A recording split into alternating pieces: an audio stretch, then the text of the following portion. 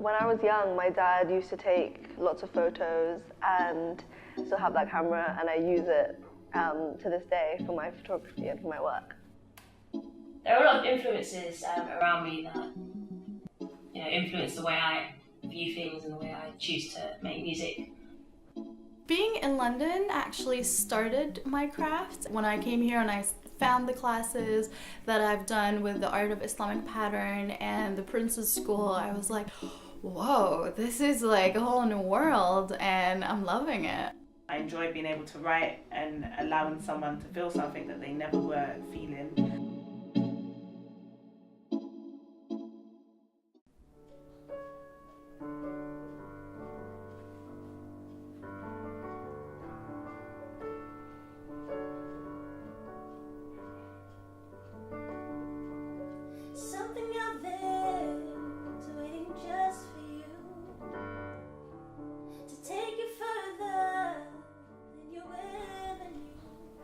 What got me interested in my craft, I would say, is something I've always been passionate about, and I've always been interested in music from the people around me, from my family, from my friends, from even church, singing in choirs, community choirs as well. So yeah, every aspect of my life has been quite creative and musical. Sorry, take? Ready for the take? Yeah. Why did you question who you were? Why did you feel so insecure? What I love about the studio is one of my favourite places to be as an artist is where you get to just put out your ideas and tell your story in the most authentic way. Struggles in the studio, I would say sometimes you might have an idea and you can't exactly get it out the way you want. Like I've had times where I've had a note in my head and it's just not come out exactly how it should have come out, so I've had to think of something else on the spot. And especially most times when you're in a studio, you have a certain amount of time to get what you need to get done. And as an artist, you can feel the pressure of feeling like, actually, I need to express myself. You need to be comfortable enough when you go to a session. So it's just finding the right studio, the right people to be with, the right song to express at that time. There's a lot of factors that come into it, really.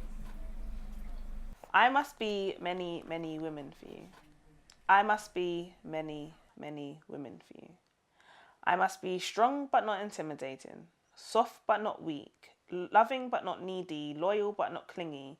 I must be many, many women for you. You have to be honest with your work because that's where good poetry is derived from. June Jordan in 1992, she's a poet of colour, and she said you cannot write lies and write good poetry. And yeah, so I feel like when I write about things that affect me, whether it's relationships, love, men, loss, anything that can affect my life or the lives of people around me. That's where I draw inspiration from. Firstborn is my account of womanhood, is raw, is honest. It's a collection of poetry, and it takes you on a journey of self-discovery through love, then through pain, then through getting over that pain. And I feel like it shows someone discovering themselves all over again, and that's what I wanted to get across through this collection. What got me interested in my craft at the beginning was just like a lot of people were asking me, so since you're Arab and you're doing interior design, tell us more about patterns, like all these pretty ones in the mosques and everything. Like, how'd you use them? How'd you put them? And I didn't really have an answer to that because, you know, my work was just contemporary from like Western institutions, and I didn't really have any background to do with like Islamic patterns or Islamic art and architecture, even though my background wasn't like, I'm an Arab. So that got me thinking, and I just enrolled in a class in London with the Art of Islamic Patterns. And from that point on, when I actually saw the patterns in action and we were drawing them mathematically with the ruler and the compass, it was just like a very natural progression. And from that point, I took a few other classes, and I didn't even know Islamic illumination existed at the beginning. And then when I learned about it, started doing it, I was like, oh my God, this is actually so much fun, and I don't want to stop doing that. The designs I use, they're like from different mediums. So this one was from textile, This one was from like an old book, but a lot of my patterns are from Persian books that have like the pattern ready, and I only trace it using tracing paper and pencil, and then I transfer it on the main page. The most thing I enjoy about my craft is painting with gold. So this is like 23 carats and a half. And so I start with gold in any painting I do. The three words that I would describe my illuminations with are spirituality, patience, and creativity. And I chose spirituality because it's a very spiritual practice when you're doing the illuminations. So you're remembering God and His oneness and attributes through your work, and thinking of the Garden of Paradise from all the stylized flowers. And I would choose patience because it takes a long time to finish a piece. Not that long, but it'll take at least a week to finish one piece with all the details that you're adding, and sometimes longer depending if the piece of work is bigger. My last word, creativity, is because you're taking something from nature, but it's stylized, so it's not exactly as it appears, so you're adding all this effort into the piece that wasn't there before. So,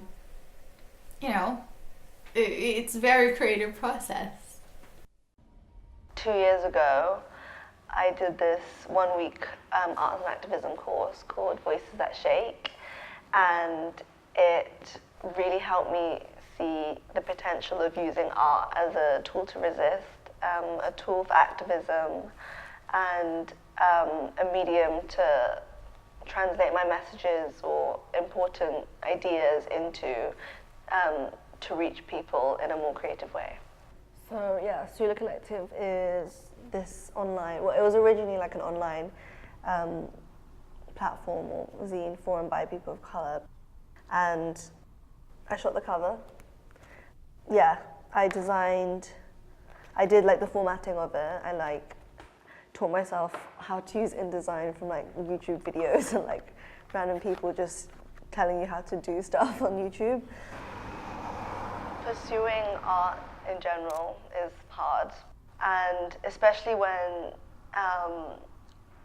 these institutions and these publications are not very diverse or not representing marginalized identities, and so they'll pick like one or two to represent like all ethnic minorities or all queer people, and it's like tokenizing and creating this competition between like marginalized people, and we're not getting paid for what we're worth. So navigating that as in London is really difficult. So with regards to social media, the benefit is that it's free. It's easy, it's accessible, you can just start up an account and you're good to go. And you have total control. You are your own creative director, you are your marketing team. You can promote yourself exactly how you want to, and you can change with the times as well. In terms of being up to date and being current, and I feel like that's a tool that is very, very effective. Advice for people trying to promote themselves but I'm not sure how to, I'd say the best thing is just to get out there. Even myself, when I have ideas, there's a lot of things that I'm not sure about and I don't know how to do. But the best thing is just to put it out there, and you'll find that other people will see that, they'll respect that, and a lot of them will even come to help you, or they will to add their own ideas which can make your idea even better. I think everyone feels like they have to be at this stage of I've made it, when the person who you think's made it is also still trying to get somewhere. So I would just say start. Just put yourself out there and create, share your journey. People love to see the process and your paints and the results and all of that. It's like, and you get really supportive people, especially if you're doing a traditional type of art that's kind of dying out, like what I'm doing. It's not a lot of people are doing it. There are some in Turkey and Iran that they're sharing their journey online, but not a lot of it is in English, so there is always place on the table for more talents. I would say, submit your work to lots of different publications, and and even if you don't get accepted like the first time, just keep trying, because you have nothing to lose, essentially.